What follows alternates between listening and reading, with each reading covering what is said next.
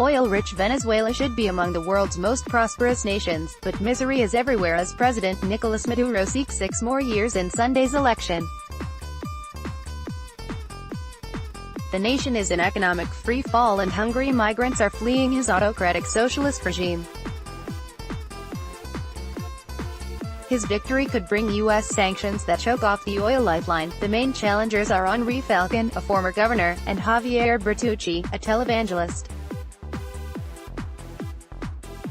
However, Maduro has jailed his most potent rivals and driven Venezuela's main opposition to boycott the vote.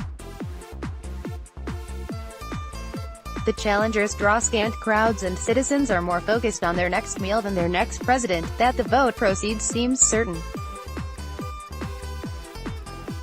After that, uncertainty is all there is.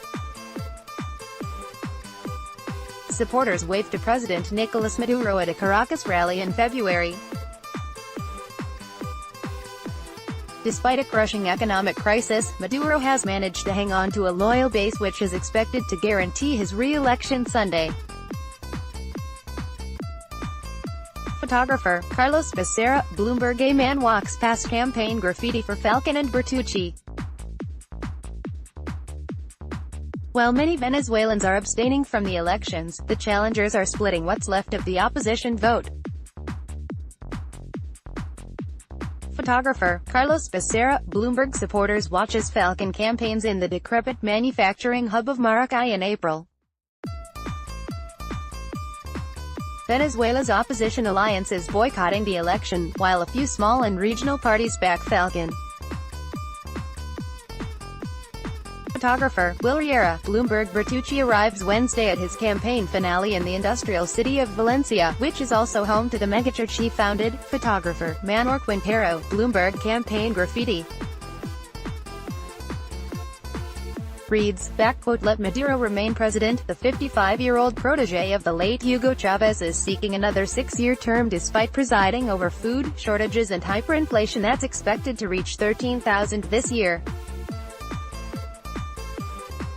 Photographer Carlos Becerra, Bloomberg. Falcon, a 56-year-old former senator and governor, is the most popular candidate, but even so has struggled to garner widespread support as many Maduro opponents accuse him of legitimizing a sham vote. Photographer Will Riera, Bloomberg. Bertucci, 48, served months under house arrest on accusations of smuggling and amassed a sprawling business ventures even while holding a Pentecostal pulpit. Photographer Will Riera, Bloomberg. Maduro addresses a crowd of supporters and militia members during a May Day rally on International Workers' Day.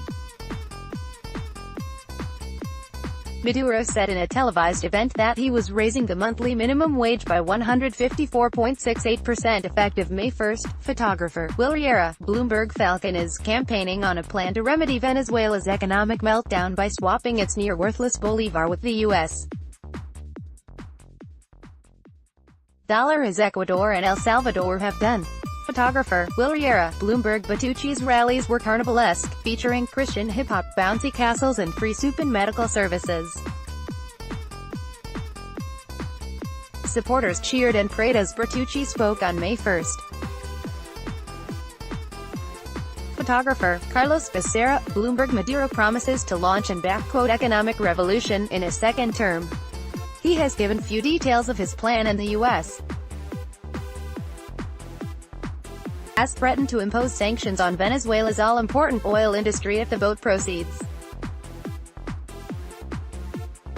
Photographer Carlos Becerra, Bloomberg. Bertucci supporters listen at a rally May 16.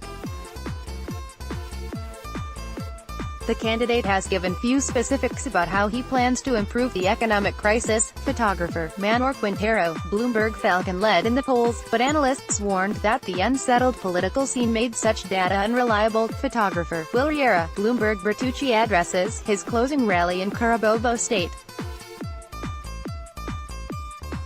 Photographer Manuel Quintero, Bloomberg. A cataract of confetti almost obscures Maduro at a rally in Caracas.